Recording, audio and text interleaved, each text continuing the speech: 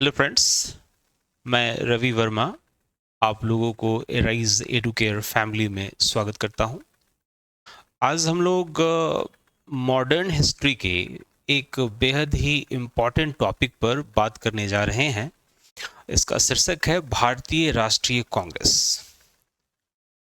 My friends, यह एक ऐसा टॉपिक है कि सामान्य अध्ययन पर आधारित जितनी भी परीक्षाएं आयोजित की जाती हैं, चाहे वह एक दिवसीय हो या फिर कोई पीसीएस स्तर की परीक्षाएं हो, प्रीलिम्स की परीक्षाएं हो या मेंस की परीक्षा हो, इन सभी में यह टॉपिक काफी महत्वपूर्ण है। मूलतः अगर मैं कहूं कि यदि कोई परीक्षा जो डिस्क्रिप्टिव नेचर की है, तो उसमें यदि यह प्रत्यक्ष रूप से आपसे प्रश्न के रूप में ना पूछी जाए, लेकिन इस टॉपिक से जो आप समझ प्राप्त करते हैं उस पर आधारित प्रश्न तो बनते ही हैं। भारत के इतिहास को अगर आप ध्यानपूर्वक देखेंगे, आधुनिक भारत के इतिहास को, तो भारतीय राष्ट्रीय कांग्रेस की शुरुआत से ही भारत में स्वतंत्रता आंदोलन की शुरुआत मानी जा सकती है। या यूं मैं कहूं कि भारतीय राष्ट्रीय आंदोलन ने ही भारत में राष्ट्रीय आंदोलन की शुरुआत की।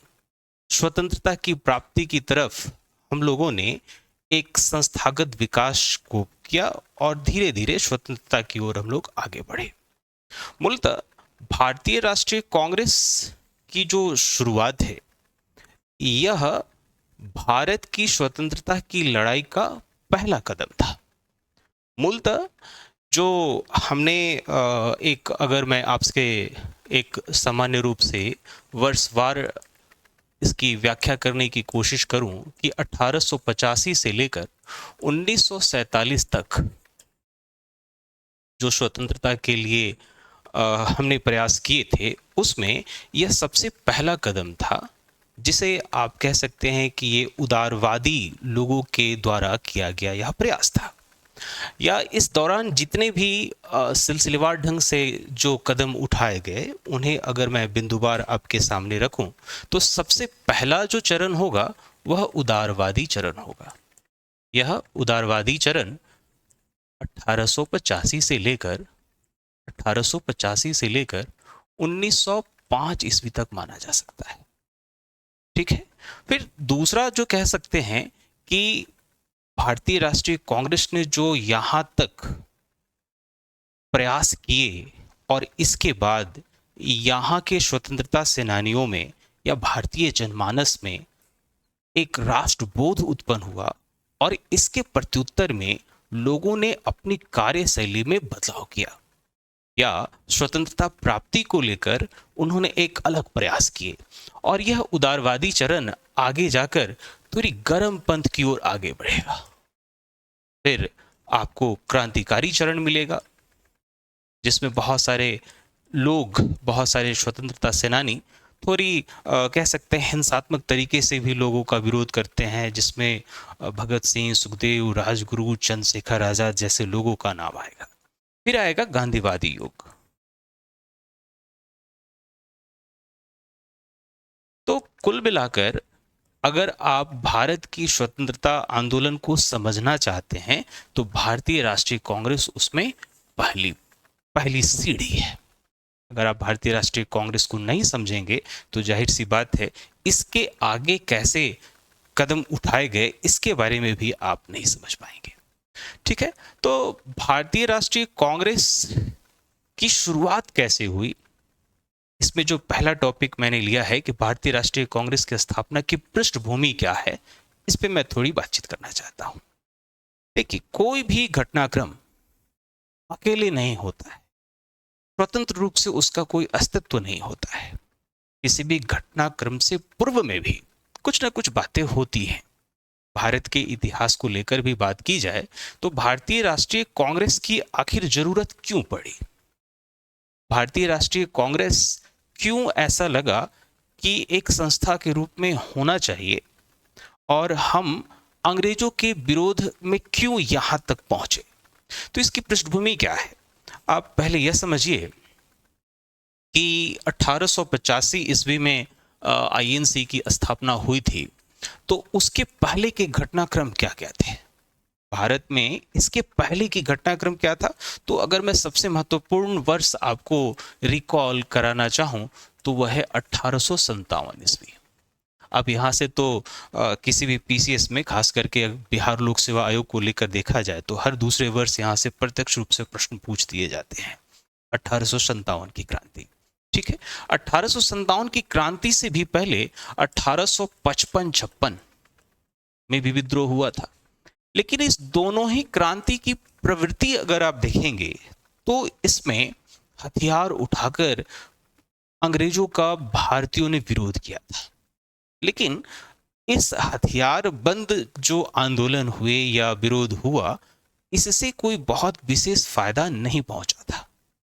तो भारतीय राष्ट्रीय कांग्रेस की स्थापना जो है वह इससे थोड़ा अलग है।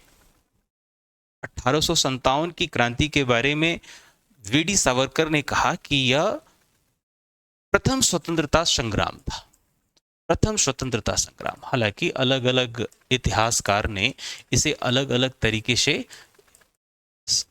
लोगों के सामने प्रस्तुत किया है, लेकिन फिर भी मैं कुछ हद तक सहमत हूं एक इतिहास के विद्यार्थी होने के नाते कि 1857 की क्रांति जो है वो भारत की प्रथम स्वतंत्रता संग्राम थी। लोगों में राष्ट्रवाद का जो एक कह सकते हैं कि भावना यहां से जन्म लेना शुरू कर दिया था। साथ ही साथ ब्रिटिशर्स के बारे में एक धारणा बनानी शुरू हो गई थी। भारतीय जनमानस के अलग अलग वर्ग, चाहे वो शिक्षित वर्ग हों, मध्यम वर्ग हों, किसान वर्ग हों, व्यापारी हों, सामान्य जनमानस हों, सबों ने ब्रिटिशर्स की मंशा को पहचानना शुरू कर दिया था कि ब्रिटिशर्स भारत का दुरुपयोग कर रहे हैं, भारतीय संपदा का दुरुपयोग कर रहे हैं। लेकिन फिर भी यदि मैं कहूं कि भारतीय राष्ट्रीय कांग्रेस अपने प्रारंभिक चरण, जिसे हम उदारवादी चरण कहते हैं, इसमें इसकी कार्यशैली बिल्कुल अलग थी। भारतीय राष्ट्रीय कांग्रेस का जो उदारवादी चरण था, अभी के नजरिए से यदि देखा जाए, मैं आपको कहूं कि भारतीय राष्ट्रीय कांग्रेस का जो उद्देश्य है, उन उद्देश्यों में यह मांग नहीं थी कि अंग्रेज यहां से चले जाएं और भारतीयों का अपना शासन हो, बल्कि यह तो बहुत बाद में हम लोगों ने प्राप्त किया अगले चरण में कि भारत में भारतीयों के द्वारा शासन का स्थापना हो और भारतीय ही तय करे कि भारत किस प्रकार से शासित हो, कोई विदेशी ताकत नहीं। लेकिन शुरुआती चरण में, यानी कि 1885 से 1905 तक के जो लोग कांग्रेस से जुड़े थे, जैसे दादा भाई नौरोजी या व्योमेश चंद्र बनर्जी या फिर कह सकते हैं अन्य बहुत सारे लोग जो हैं, ये यहाँ पर उनका मानना यह था कि ब्रिटिशर्स एक शासक हैं और हम उनके समक्ष भारतीयों की मांग रखते हैं। भारतीय उनसे अपनी मांग की प्राप्ति के लिए एक लोकतांत्रिक तरीके का सहारा लेते हैं, अधियाचनाएं देखते हैं, अपने प्रतिनिधि मंडल को भेजते हैं, अपने शिष्ट मंडल को भेजते हैं और उनसे ये बातें कि भारत के लिए यह होना चाहिए। किस तरीके की बातें होती हैं? जैसे शासन में भारतीयों का प्रतिनिधित्व बने,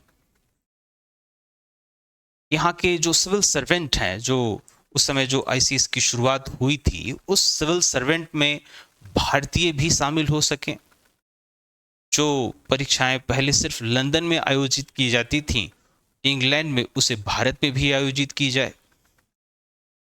तो ये तमाम मांगे जो थी वो भारतीय राष्ट्रीय कांग्रेस ने अपनी शुरुआती चरण में रखी थी। क्या भारत में भारतीय राष्ट्रीय कांग्रेस से पहले कोई राजनीतिक चेतना नहीं थी या कोई राजनीतिक संस्थानें विकसित नहीं हुई थी? तो इसका जवाब है कि भारत में भारतीय राष्ट्रीय कांग्रेस से पहले 1885 से पहले भी राजनीतिक संस्थाएं विकसित हुई थी, लेकिन ये राजनीतिक संस्थाएं उतनी बेहतर नहीं थीं जिसे हम एक सिलसिलेवार ढंग से पढ़ सकें, या क्योंकि उसके जो आउटकम थे, जो उससे रिजल्ट हमने प्राप्ति की थी, वह उतने स्तर का नहीं था। जैसे भारतीय राष्ट्रीय कांग्रेस की स्थापना को लेकर जो मैंने बात की, उससे कुछ तथ्य आपके सामने मैं बताना चाहूं कि 1885 में ए ओ ह्यूम एक ब्रिटिश सिविल सर्वेंट थे, रिटायर्ड थे, और उन्हीं के नेतृत्व में भारतीय राष्ट्रीय कांग्रेस की स्थापना हुई। इसके पहले 1884 में मैं यह कह रहा हूं कि भारतीय राष्ट्रीय कांग्रेस के संस्थापक ए ओ ह्यूम के ही नेतृत्व में 1884 में एक संस्था बनी थी, और यह संस्था ही आगे जाकर भारतीय राष्ट्रीय कांग्रेस कहलाई। इसकी पहली बैठक मुंबई में होनी थी, उस समय मुंबई कहलाता था। पुणे में होनी थी, लेकिन वहां पर हैजा फैल जाने की वजह से इसे मुंबई में स्थानांतरित किया गया। इसमें कोई 72 डेलीगेट्स शामिल हुए थे, और इस पहली बैठक में ए ओ ह्यूम जो थे वो सचिव की भूमिका में थे, जबकि W.C. बनर्जी इसके प्रथम अध्यक्ष थे। तो देखिए, जब आप विभिन्न परीक्षाओं के प्रश्न संग्रह को देखेंगे तो आप यह प्राप्त करेंगे कि जो वन लाइनर क्वेश्चंस हैं, जो ये सूचनाएं मैंने आपके सामने रखी, इससे प्रत्यक्ष रूप से सवाल पूछ लिए जाते हैं, जैसे कि पहली बैठक कहाँ हुई, कितने प्रतिनिधियों ने भाग लिया, किसने अध्यक्षता की, कौन प्रथम मुस्लिम अध्यक्ष था, कौन प्रथम अंग्रेज अध्यक्ष था। तो देखिए, ये जो तथ्य हैं ये तो हम लोग देख ही लेते हैं, लेकिन इसके पीछे की जो समझ है, जो मेंस की आंसर राइटिंग के लिए काफ़ी ज़रूरी है, इससे सवाल कैसे बन सकते हैं, ये किस प्रकार से आपके आधुनिक भारत के इतिहास के समझ को तैयार करती है, इस पे हम लोग थोड़ा ज़्यादा ध्यान केंद्रित करेंगे। ठीक है, तो भारतीय राष्ट्रीय कांग्रेस का उद्देश्य क्या था? भारतीय राष्ट्रीय कांग्रेस का उद्देश्य था कि अंग्रेजी सत्ता से भारतीयों के प्रति एक ऐसा व्यवहार अपेक्षित करना जिसमें भारतीय जनमानस का कल्याण हो। जैसे शासन में भारतीयों की बात हो, चाहे यहाँ के सिविल सर्वेंट की बात हो, या फिर अन्य जो मुद्दे हैं।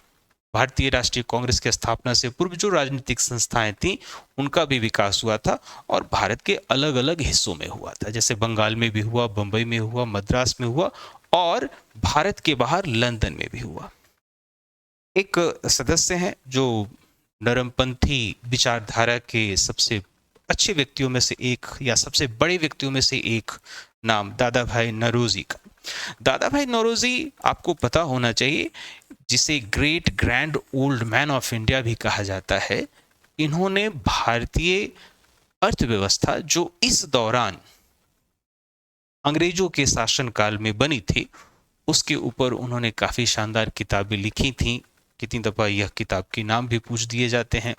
दादा भाई नौरोजी ब्रिटिश पार्लियामेंट के प्रथम भारतीय सदस्य थे, और इन्होंने प्रथम बैठक में यह विचार भी दिया था कि जो प्रथम बैठक 1885 में हुई थी मुंबई में संस्कृत कॉलेज में, वहां पर यह विचार भी दिया था कि भारतीय राष्ट्रीय कांग्रेस की एक वार्षिक बैठक जो हो वो भारत के बाहर भी हो, और वो लंदन में हो।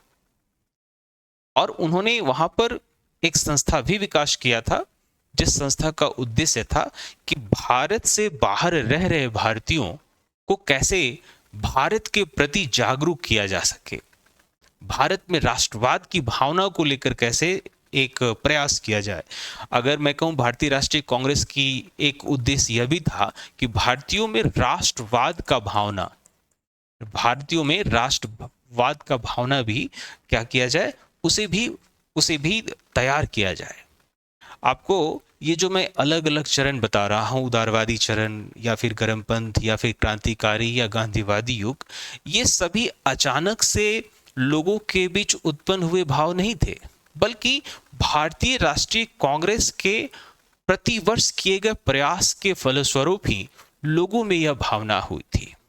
सबों ने इस पे अलग अलग ढंग से प्रत्युत्तर दिया, सबों ने अलग अलग ढंग से इस पे अपने रिएक्शंस दिखाए। ठीक है, तो भारतीय राष्ट्रीय कांग्रेस से की से पूर्व जो राजनीतिक संस्थाएं थी जो अलग अलग जगहों पर बनी थी उसके बारे में भी हम लोग एक बार देख लेते हैं। यह एक सूचना आधारित बात हो सकती है। ठीक है, बंगाल में आपको पता होना चाहिए कि भारत में ब्रिटिशर्स ने अपनी सबसे मजबूती रूप से कहीं अपने आप को स्थापित किया था, वह बंगाल था, कलकत्ता। ठीक है, तो बंगाल में जो अंग्रेजों के खिलाफ संस्थागत विकास हुआ था, जिसे हम कह सकते हैं कि भारतीय राष्ट्रीय कांग्रेस से पूर्व की राजनीतिक संस्थाएं, तो उनमें से था एक जमींदारी एसोसिएशन, 1843 में British Bengal British India society, 1851 में British Indian association, Indian league, भारतीय संघ और फिर कलकत्ता स्टूडेंट एसोसिएशन। अच्छा, एक इसमें और भी रोचक तथ्य यह है कि इन सभी संस्थाओं के विकास या इन सभी संस्थाओं को लेकर आगे बढ़ने की जिम्मेवारी बहुत अलग अलग लोगों ने नहीं किया था। जब इस सभी संस्थाओं के बारे में आप थोड़ा डिटेल्स में पढ़ेंगे हम लोग, और आने वाली कक्षाओं में इस पर थोड़ी व्याख्यात्मक रूप से आपके सामने मैं प्रस्तुत होऊंगा, तो मैं यह आपको बताऊंगा कि अधिकतर संस्थानों में काफ़ी कॉमन लोग या कॉमन कह सकते हैं जनमानस के लोग रहे थे, जो अलग अलग तरीके से इन संस्थाओं को आगे बढ़ा रहे थे। बंबई में देखा जाए तो बंबई एसोसिएशन, पूना सार्वजनिक सभा, 1885 में बंबई प्रेसिडेंसी एसोसिएशन बनी थी, जो बाद में सिर्फ आईएनसी के साथ मिलकर काम करना शुरू किया, ये बंबई था। मद्रास में मद्रास नेटिव एसोसिएशन, मद्रास महाजन सभा 1884 में। मैं आपको यहाँ पर एक रिमाइंडर और दे दूं कि मैंने आधुनिक भारत के इतिहास का यह जो टॉपिक लिया है वह एकदम मिडिल का एक टॉपिक है, इसके पहले की बहुत सारी पृष्ठभूमि है। मैं जब आपके सामने पूरे आधुनिक भारत के इतिहास की श्रृंखला लेकर आऊंगा तो मैं बताऊंगा कि अलग अलग जगहों पर इन सभी संस्थाओं का विकास किस परिप्रेक्ष्य में हुआ और ये संस्थाएं क्यों बहुत आगे रास्ता तय नहीं कर सकी, या फिर ये कैसे अपने उद्देश्य को पूर्ण नहीं कर सकी और फिर एक नई संस्था का उसी जगह पे जरूरत पड़ा। ठीक है, और अलग अलग जगहों पे पूरे भारत में मैंने ये तीन जो जगह यहाँ पे लिखे, बंगाल, मुंबई और मद्रास, इन्हीं जगहों पर ही क्यों विकास हुए। आप थोड़ी बहुत बात मैं तो यहाँ चर्चा कर ही सकता हूँ कि भारत में जो नगरों का विकास हो रहा था खास करके अंग्रेजों के समय में, तो ये जगह महत्वपूर्ण थे जहाँ कहा जा सकता है कि लोग ज़्यादा से ज़्यादा एकीकृत होकर रहते थे, ज़्यादा से ज़्यादा एक जगह रहते थे, या फिर ये इस समय के ये महत्वपूर्ण नगर के रूप में विकसित हुए थे। तो जाहिर सी बात है यहीं पर कह सकते हैं कि राजनीतिक ध्रुवीकरण शुरू हुआ। जैसे आज अगर किसी राज्य में अपनी सरकार के प्रति लोकतांत्रिक तरीके से कोई मांग रखते हैं तो वो कहीं भी रख सकते हैं, लेकिन उस राज्य की राजधानी में ये सबसे ज्यादा देखने को मिलता है। भारत के परिप्रेक्ष्य में अभी वर्तमान में ये दिल्ली में नजर आएगा, अन्य राज्यों में उस राज्य की राजधानी में ये बात नजर आएगी। तो आप यह समझे कि संभवतः ब्रिटिश इंडिया में ये सभी शहर महत्वपूर्ण थे। ठीक है, लंदन में क्या प्रयास हुआ था? भारत के बाहर एक प्रयास, भारत के बाहर एक प्रयास, वो सिर्फ लंदन में, लंदन इंडिया सोसाइटी 1865 में, 1866 में ईस्ट इंडिया एसोसिएशन, ये दादा भाई नौरोजी के द्वारा स्थापित किया गया था। तो भारतीय राष्ट्रीय कांग्रेस जो 1885 ईस्वी में एक अंग्रेज अधिकारी के द्वारा स्थापित की गई, ए.ओ. ह्यूम के द्वारा, उससे पूर्व भारतीयों के द्वारा प्रयास भारत में और भारत के बाहर एक राजनीतिक संस्था के रूप में इन संस्थाओं का भी विकास देखने को मिलता है। अब चूंकि भारतीय राष्ट्रीय कांग्रेस जब बना और इसकी जो कार्यशैली थी, इसको लेकर इतिहासकार क्या सोचते हैं, उसी समय बहुत सारे विचार ऐसे भी थे कि भारतीय राष्ट्रीय कांग्रेस की एक आलोचनात्मक रूप से भी उसे देखते थे। जैसे पहला एक सिद्धांत था सेफ्टी वॉल्व सिद्धांत। मैं एक एक करके आपको यहाँ पे ये सभी जो शब्द हैं उसकी व्याख्या मैं करूंगा। तड़ित चालक सिद्धांत, अभिजात वर्ग की आकांक्षा, या फिर अखिल भारतीय संस्था की आवश्यकता। ये भारतीय राष्ट्रीय कांग्रेस से जुड़े सिद्धांत क्या है? सेफ्टी वॉल्व सिद्धांत। आपने अपने घरेलू उपयोग में कुकर को तो देखा ही होगा। कुकर में एक सीटी लगी होती है और उस सीटी के आसपास ही एक सेफ्टी वॉल्व लगाया जाता है कि यदि कुकर का सीटी जाम हो जाए तो उस सेफ्टी वॉल्व से गैस निकल जाए और विस्फोट होने से बच जाए। अब इस सिद्धांत पर बल कैसे पड़ा? तो सेफ्टी वॉल्व सिद्धांत को लेकर क्या बात थी कि आईएनसी की जो स्थापना है उसमें कौन से लोग शामिल थे? तो सबसे पहला तो ए ओ ह्यूम ही नाम आता है, और वो कौन थे? तो ब्रिटिश थे। एक ब्रिटिशर्स ने भारतीय राष्ट्रीय कांग्रेस की स्थापना की। कार्यशैली कैसी थी? तो उदारवादी। जैसे यदि मैं आपसे यह कहूं कि भारतीय राष्ट्रीय कांग्रेस की जो बैठक हुई, प्रथम बैठक, या फिर जो शुरुआत में जो काम करने की शैली थी, उसमें यह स्वीकारा गया कि भारत का जो शासक है वो ब्रिटिशर्स ही है।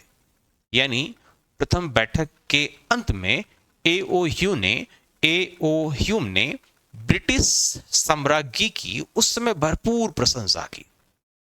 अब जब कोई भारत के राष्ट्रवादी से, अभी अगर मैं कहूं क्या ये उचित है कि भारत की कोई राजनीतिक संस्था ब्रिटिश के साम्राज्य की बड़ाई करे, उसके बारे में काफी अच्छे शब्द बोले, तो आपको लगेगा कि नहीं, ये बात सही नहीं है।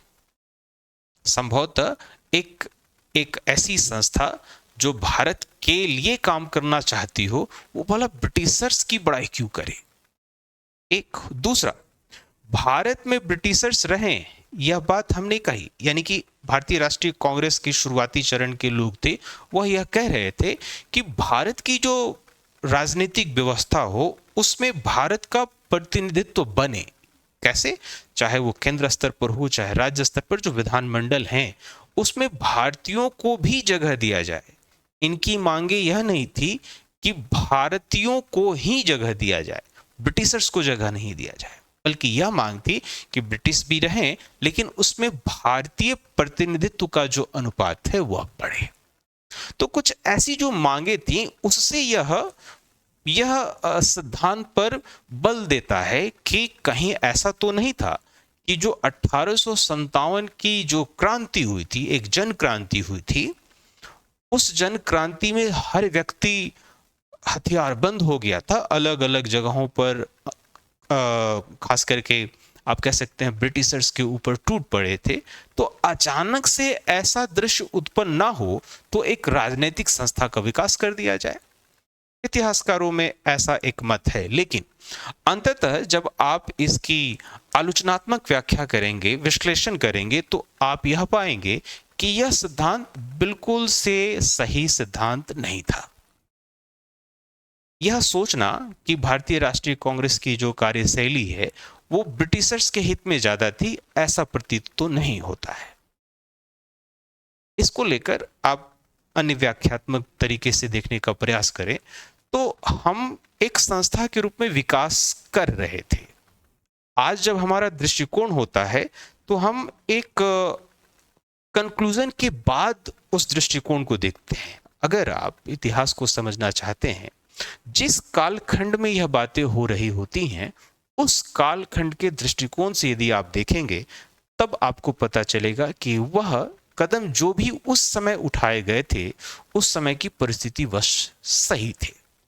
ठीक है, तो सेफ्टी वॉल्व के सिद्धांत को लेकर बहुत सारे लोगों ने कहा, इसके पक्ष और विपक्ष। अंततः आप निष्कर्ष में यह पहुंचिएगा कि सेफ्टी वॉल्व का सिद्धांत बहुत ज्यादा उचित प्रतीत नहीं होता है, क्योंकि भारतीय राष्ट्रीय कांग्रेस पर आगे जाकर बहुत बलपूर्वक इसे हटाने का प्रयास किया गया और संभवतः भारतीय राष्ट्रीय कांग्रेस के कार्यशैली से ही प्रभावित होकर अंग्रेजों ने आगे जाकर बंगाल के विभाजन जैसे कदम उठाए, क्योंकि उन्हें डर लगने लगा था कि भारतीयों में जो राजनीतिक चेतना है उसका विकास हो चुका है और उस राजनीतिक चेतना को कैसे तोड़ा जाए, इसको लेकर अंग्रेजों ने प्रयास किया। तो सेफ्टी वॉल्व का सिद्धांत जो है वो बहुत ज्यादा उचित नहीं है। दूसरा देखते हैं, त्वरित चालक सिद्धांत। जैसे ऊंचे भवनों में बिजली कितनी दफा गिर जाती है तो उससे बचने के लिए त्वरित चालक का उपयोग किया जाता है। यह सिद्धांत क्या था? जैसे मैं आपको यह कह रहा हूं कि भारतीय राष्ट्रीय कांग्रेस की संस्थापक सदस्यों में या फिर बहुत सारे ऐसे व्यक्ति मिलेंगे जो अंग्रेज थे लेकिन वो भारतीय राष्ट्रीय कांग्रेस की अध्यक्षता भी कर रहे थे। बहुत सारे लोग जब आलोचनात्मक दृष्टिकोण से इसे देखेंगे तो यह कहेंगे यह कैसी लड़ाई थी जो अंग्रेजों के साथ मिलकर लड़ी जा रही थी। किसके खिलाफ लड़ी जा रही थी? तो ब्रिटिशर्स के खिलाफ लड़ी जा रही थी। तो क्या ये ब्रिटिशर्स को शामिल करना ये किस प्रकार का सिद्धांत था? क्या भारत में शिक्षित वर्ग का अभाव था? क्या भारत में राष्ट्रवादियों का अभाव था? क्या भारत में देश प्रेमी लोग नहीं थे जो अपने लिए कुछ सोच सके? तो इसका बड़ा ही सिंपल जवाब यह है कि यदि सिर्फ भारतीय एक संस्था को विकसित करते और अंग्रेजों के खिलाफ खड़े होते तो यह संभावना हो सकती थी कि ब्रिटिशर्स कांग्रेस के बनने से पहले जो प्रयास किए गए थे, चाहे वो सैन्य तरीके से हो या असैन्य तरीके से हो, तो उसका हश्र क्या हुआ? उसे अंग्रेजों ने पूर्णतः दमन कर दिया। लेकिन अगर ब्रिटिशर्स भी साथ में हैं तो उन्हें ये लगेगा कि ये एक राजनैतिक रूप से आगे बढ़ने की शैली है। तो एक सिद्धांत ये कहता है कि ब्रिटिशर्स या अन्य जो ब्रिटिश अधिकारी, जो रिटायर्ड अधिकारी थे, वो सब एक संस्था के रूप में जब जुड़ते थे तो ये एक तड़ित चालक जैसा था, यानी कि जो ब्रिटिश साम्राज्य है उसके कोप को पूर्णतः हमारे ऊपर आने नहीं देता था। तीसरा सिद्धांत है अभिजात वर्ग की आकांक्षा। हालांकि मैं इसके साथ सहमत हूं। मैंने कहा कि सेफ्टी वॉल्व सिद्धांत भी एक सिद्धांत है, लेकिन ये पूर्णतः निष्कर्ष में आप यह पाएंगे कि सेफ्टी वॉल्व का सिद्धांत भी पूर्णतः सत्य नहीं है। अभिजात वर्ग की आकांक्षा यह क्या है? तो इसमें यह बात बताई गई कि जो भारतीय राष्ट्रीय कांग्रेस एक संस्था के रूप में जब कार्य कर रही थी तो इसके जो प्राथमिक सदस्य थे, इससे जुड़े हुए जो लोग थे, जो अलग अलग बैठकों में भाग लेते थे, क्या ये संपूर्ण भारत का प्रतिनिधित्व था? क्या सभी भारतीय इससे जुड़े हुए थे? क्या सभी भारतीय वर्ग इससे जुड़े हुए थे? जब आप इसकी व्याख्या करेंगे तो आप यह प्राप्त करेंगे कि भारत के शुरुआती, यानी कि भारतीय राष्ट्रीय कांग्रेस का जो शुरुआती दौर है, इसमें काफी मजबूत लोग कह सकते हैं कि हालांकि इसमें मध्यम पृष्ठभूमि के लोग भी थे, लेकिन इसमें अधिकतर लोग जो थे वो ऐसी आर्थिक पृष्ठभूमि से थे जो कि कहा जा सकता है कि अभिजात थे, जो काफी पढ़े लिखे थे, पत्रकार थे, वकील थे। ये सभी बातें इसके लिए लागू की जाती हैं। तो बहुत सारे इतिहासकार भारतीय राष्ट्रीय कांग्रेस से जुड़ी हुई बातों को लेकर आप कह सकते हैं कि ये अभिजात वर्ग की आकांक्षा थी कि एक राष्ट्र के रूप में भारत कैसे आगे बढ़े और भारतीय राष्ट्रीय कांग्रेस इसमें कैसी भूमिका निभाए। तो ये भी है, लेकिन मैं यहाँ पर यह भी कहूँगा कि अभिजात वर्ग के साथ साथ धीरे धीरे आने वाले समय में यहाँ पर मध्यम वर्ग और महिलाएं एवं अन्य संवर्ग के लोग भी इसमें शामिल हुए। तो ये आंशिक सच है, पूर्ण सच नहीं है। तीसरा है अखिल भारतीय संस्था की आवश्यकता। ऐसा तो था नहीं कि भारत में भारतीय राष्ट्रीय कांग्रेस से पहले कोई संस्था नहीं थी, लेकिन यहाँ पर त्रुटिपूर्ण दृश्य क्या उत्पन्न हो रहा था कि जो सभी आपस में प्रयास कर रहे थे वो अलग अलग ढंग से प्रयास कर रहे थे। जैसे कोई संस्था सिर्फ बंगाल सेंट्रिक थी, कोई संस्था सिर्फ मद्रास सेंट्रिक थी या सिर्फ मुंबई पर आधारित थी, मुंबई में आधारित संस्था थी। इन सबों के बीच समन्वय नहीं था। तो एक ऐसी संस्था जो अखिल भारतीय हो, यानी कि पूरे भारत में एक साथ काम कर सके और सभी वर्गों को आपस में जोड़ सके, समाज के हर वर्ग को राष्ट्रवाद के लिए तैयार कर सके, इसकी जरूरत ज्यादा थी। भारत में अब तक यही काम नहीं हुआ था। तो यह एक प्राकृतिक मांग थी उस समय की और इसी मांग को भारतीय राष्ट्रीय कांग्रेस पूरा करता हुआ नजर आता है। जैसे भारतीय राष्ट्रीय कांग्रेस की बैठक मुंबई में हुई, फिर कलकत्ता में हुई और वर्षवार ढंग से अलग अलग भारत की जगहों में हुई, गांवों में हुई। कुल मिलाकर देखा जाए तो संपूर्ण भारत में ये बैठकें हुई। करेक्ट। तो अखिल भारतीय संस्था की आवश्यकता थी और इस आवश्यकता को आईएनसी पूरा करता हुआ नजर आता है। तो इन सभी विचारों में यह विचार भी भारतीय राष्ट्रीय कांग्रेस से जुड़ा हुआ है और इसको लेकर भी आप राय बना सकते हैं। जैसे देखिए सर सैयद अहमद खां, इनके भी कुछ शब्द हैं भारतीय राष्ट्रीय कांग्रेस को लेकर, जो कहते हैं कि भारतीय राष्ट्रीय कांग्रेस एक पहला प्रयास नहीं था, इसके पहले भी प्रयास था। ये कह सकते हैं कि इस तरीके के जो स्टेटमेंट्स होते हैं वो आपको एमसीक्यू में पूछ दिए जाते हैं।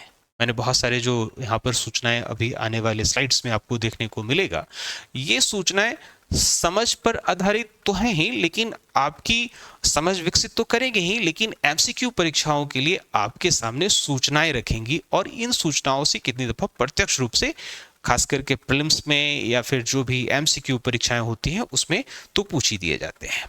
कांग्रेस की स्थापना के उद्देश्य को लेकर तो मैंने बातचीत कर ही दिया था। अब इसी तरीके से बहुत सारी जो सूचनाएं हैं भारतीय राष्ट्रीय कांग्रेस से वो मैं आपके सामने रखता हूं और मैं उम्मीद करता हूं कि आप जब इस क्लास को खत्म करेंगे तो जितनी भी परीक्षाएं आप देने जाएं उन सबों में कुछ ना कुछ यहां से प्रश्न आता ही है। जैसे भारतीय राष्ट्रीय कांग्रेस के 1885 से लेकर 1950 के मध्य जो भी अधिवेशन हुए उनमें से कह सकते हैं कि 57 अधिवेशन हुए। किसी किसी वर्ष ये अधिवेशन स्थगित भी करने पड़े, कारण बहुत सारे थे। जब भारतीय राष्ट्रीय कांग्रेस को आप पढ़ेंगे तो जो भी वैश्विक घटनाक्रम हुआ, जैसे कि प्रथम विश्व युद्ध होना हुआ, द्वितीय विश्व युद्ध होना हुआ, इन सभी वजहों से क्या हुआ कि कितनी दफा बैठकों को निरस्त करना पड़ा। जैसे एक प्रस्ताव जो था दादा भाई नौरोजी ने दिया था कि भारतीय राष्ट्रीय कांग्रेस की जो बैठक है वो लंदन में भी होनी चाहिए 1891-92 में, लेकिन वहां पर चुनाव होने थे और उस चुनाव की वजह से यह बैठक स्थगित कर दी गई। तो कुछ ऐसे वजहों से भी स्थगित हुए, कुल मिलाकर 57 अधिवेशन हुए। ये पहली सूचना हो गई।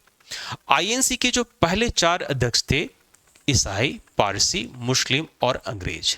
अब देखो यहां से क्या प्रश्न पूछ दिया जाता है कि प्रथम ईसाई कौन, प्रथम पारसी कौन, मुस्लिम कौन। ये तो आपको पीवाईक्यू का है भी कि आईएनसी का प्रथम मुस्लिम अध्यक्ष कौन है, बदरुद्दीन तैयब जी, करेक्ट। अंग्रेज कौन, जॉर्ज यूले। ये सभी नाम जो है ये एक सूचना है। 1889 ईस्वी के बंबई अधिवेशन में प्रथम बार 6 महिलाओं ने भाग लिया था। भारत में महिलाओं को लेकर कभी भी पूर्वाग्रह नहीं रहा।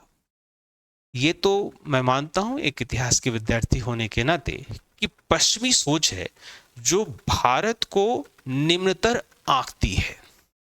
जैसे बहुत सारे ऐसे ब्रिटिश ऑफिसर्स हैं जो भारतीय शिक्षा पद्धति पे कमेंट करते हुए नजर आते हैं, भारतीय जनमानस का मजाक उड़ाते हुए नजर आते हैं, लेकिन अगर खुद वो अपनी गिरेबान में झांके, जब आप विश्व इतिहास को पढ़ेंगे तब आप यह पाएंगे कि वहां पर जो महिलाओं की स्थिति थी भारत से अच्छी नहीं थी। इसका तो सबसे प्रत्यक्ष उदाहरण मैं आज भी देना चाहता हूं कि विश्व पश्चिमी देश का लीडर अमेरिका आज भी अपने प्रथम महिला राष्ट्रपति से अभी भी मुक्त है। वहां आज तक महिलाओं को उचित प्रतिनिधित्व नहीं मिला है राजनीतिक रूप से।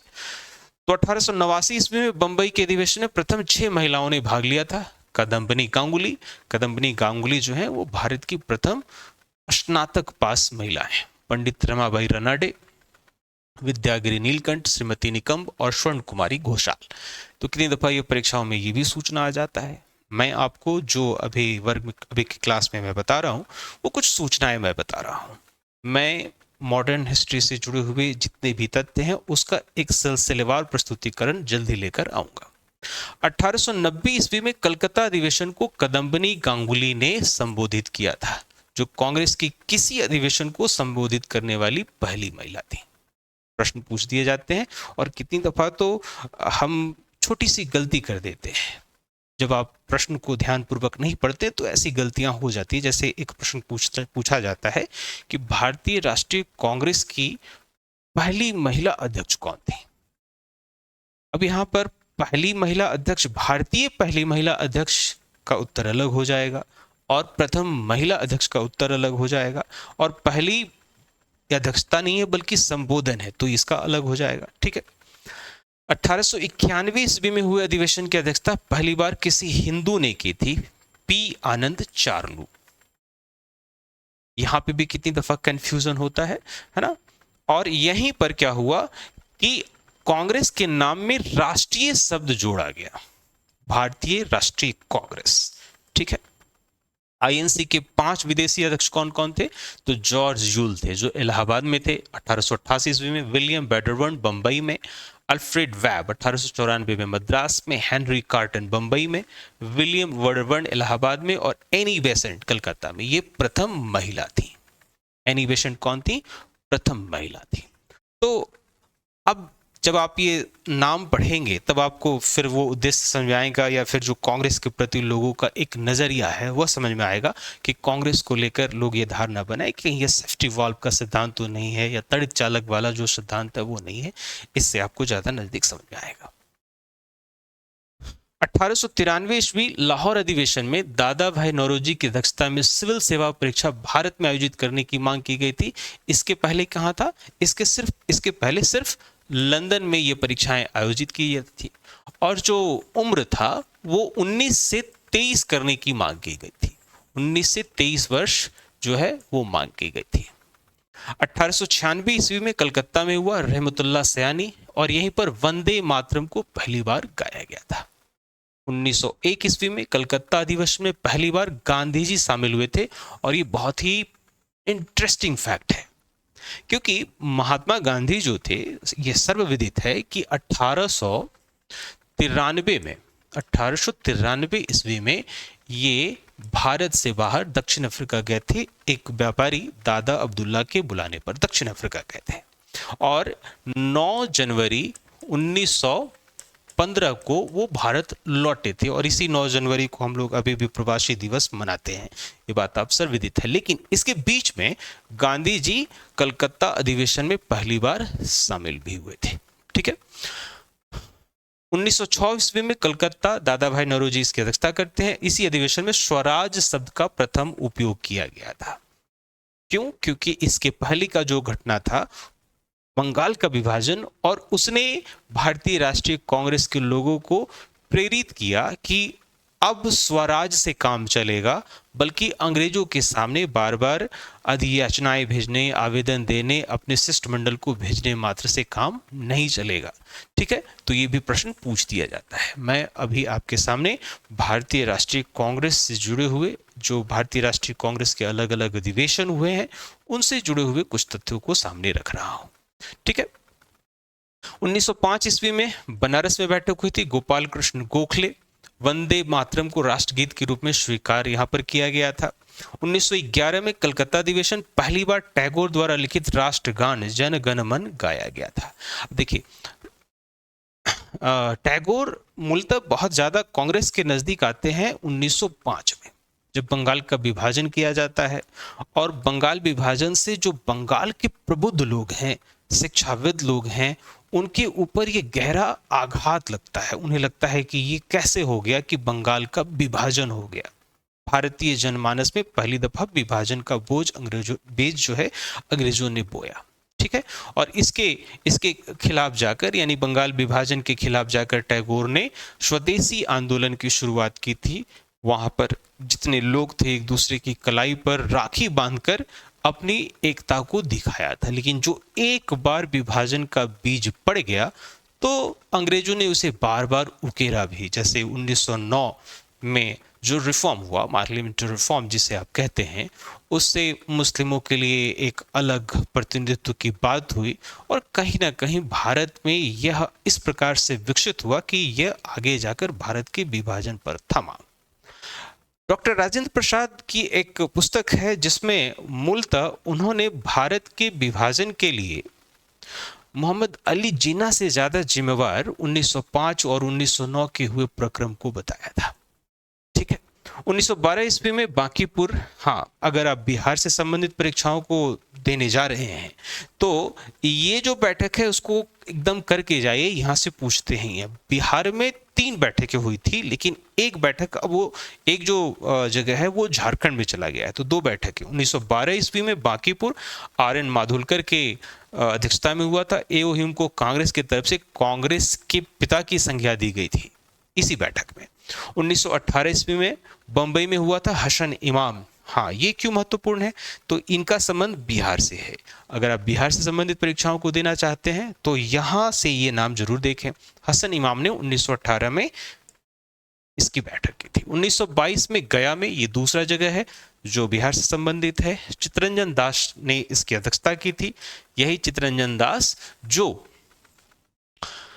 महात्मा गांधी के द्वारा 1919 के बाद जो आंदोलन शुरू किया गया था, जो 22 जनवरी 1922 को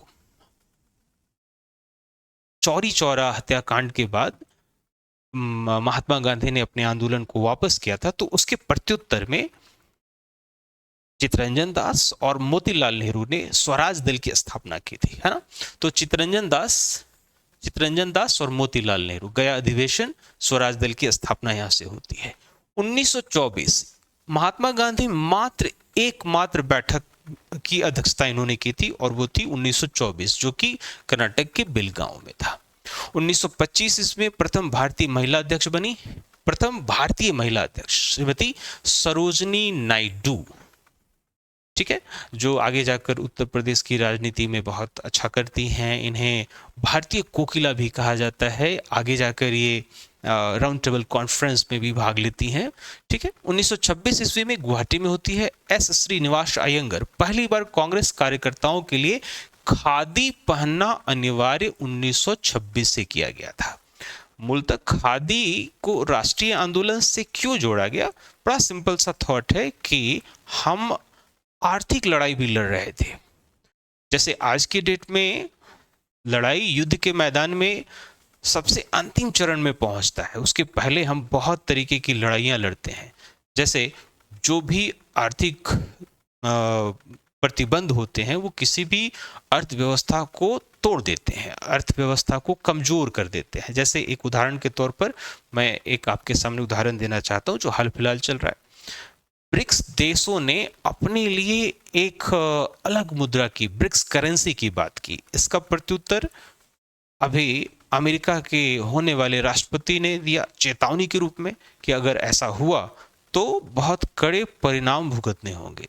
यह क्या था? एक तरीके से आर्थिक प्रतिद्वंदिता का मामला था, ठीक है। तो हम लोग खादी को पहनकर जो अंग्रेजों के द्वारा यहाँ पर कपड़े व्यापार को लेकर जो बाजार बनाया गया था उसके प्रत्युत्तर में यह काम कर रहे थे। एक तरीके से ये आर्थिक आजादी की भी लड़ाई थी। 1934 ईस्वी में डॉक्टर राजेंद्र प्रसाद, कांग्रेस समाजवादी पार्टी की यहाँ पर स्थापना होती है ना। कांग्रेस समाजवादी पार्टी की स्थापना होती है, डॉक्टर राजेंद्र प्रसाद इसके अध्यक्ष होते हैं। 1937 ईस्वी में फैजपुर, पंडित जवाहरलाल नेहरू कांग्रेस के प्रथम ग्रामीण अधिवेशन यहाँ पर होता है। फैजपुर इलाहाबाद में है। 1938 ईस्वी में हटीपुरा, सुभाष चंद्र बोस, हरिपुर। 1938 ईस्वी में सुभाष चंद्र बोस, और यहीं पर सुभाष चंद्र बोस जो है भारतीय राष्ट्रीय कांग्रेस की सोच को एकदम से झकझोर देते हैं। एक कह सकते हैं कि काफी गर्म मिजाज के सुभाष चंद्र बोस यहाँ पर अध्यक्षता संभालते हैं और इतना ज्यादा इनके कार्य से भारतीय राष्ट्रीय कांग्रेस में उठापटक हो जाता है कि लगभग भगवान का दर्जा प्राप्त महात्मा गांधी भी कुछ पल के लिए अस्थिर हो जाते हैं और अगले ही वर्ष त्रिपुरी में महात्मा गांधी अपने एक प्रतिनिधि को चुनाव लड़ाते हैं अध्यक्ष पद के लिए, और उन प्रतिनिधि को करारी हार झेलनी पड़ती है सुभाष चंद्र बोस की। और सुभाष चंद्र बोस की इस जीत को महात्मा गांधी कहते हैं कि ये बोस की जीत नहीं है, मेरी हार है। और इससे क्षुब्ध होकर महात्मा गांधी के इस बयान से सुभाष चंद्र बोस भारतीय राष्ट्रीय कांग्रेस की अध्यक्षता से अपना त्यागपत्र देते हैं और फॉरवर्ड ब्लॉक की स्थापना करते हैं। जब आप इस पूरे घटनाक्रम को देखेंगे ध्यानपूर्वक तो आप यह पाएंगे कि भारतीय राष्ट्रीय कांग्रेस की सभी गतिविधियों को ही यदि आप जान लें तो आधुनिक भारत के इतिहास के प्रति आपकी समझ बेहतर हो जाएगी, ठीक है। तो 1940 में रामगढ़ जो है वो झारखंड में है, व्यक्तिगत सत्याग्रह का प्रस्ताव पारित किया जाता है। अबुल कलाम आजाद जो भारत के प्रथम शिक्षा मंत्री भी होते हैं, ये अध्यक्ष बनते हैं और ये सबसे कम उम्र में अध्यक्ष बनने वाले होते हैं। 1946 ईस्वी तक आईएनसी के अध्यक्ष रहे, परंतु जुलाई 1946 ईस्वी से नवंबर 1946 ईस्वी तक जवाहरलाल नेहरू कांग्रेस के अध्यक्ष रहे थे, ठीक है। तो ये कुछ महत्वपूर्ण बातें थी। और भी देखते हैं, 1946 में मेरठ में हुआ था, आचार्य जे.बी. कृपलानी, ये आज़ादी के समय भी कांग्रेस के अध्यक्ष होते हैं, ठीक है। और उसके बाद 1948 में जयपुर, वी पट्टाभी सीतारमैया, यही वी पट्टाभी सीतारमैया हैं जो कांग्रेस 1938 में 1939 में सुभाष चंद्र बोस के सामने चुनाव हारते हैं, ठीक है। और फिर 1950 में नासिक में पुरुषोत्तम दास टंडन। तो देखिए, भारतीय राष्ट्रीय कांग्रेस के बारे में यदि आप यह धारणा बनाते हैं कि भारतीय राष्ट्रीय कांग्रेस का ही इतिहास आधुनिक भारत का इतिहास हो सकता है, तो इसमें कोई दो राय नहीं हो सकता। बहरहाल, मैं इस टॉपिक पे अभी इतना ही रहने देता हूं। इसकी विस्तृत व्याख्या हम लोग अगले क्लास में लेकर हाजिर होंगे। धन्यवाद।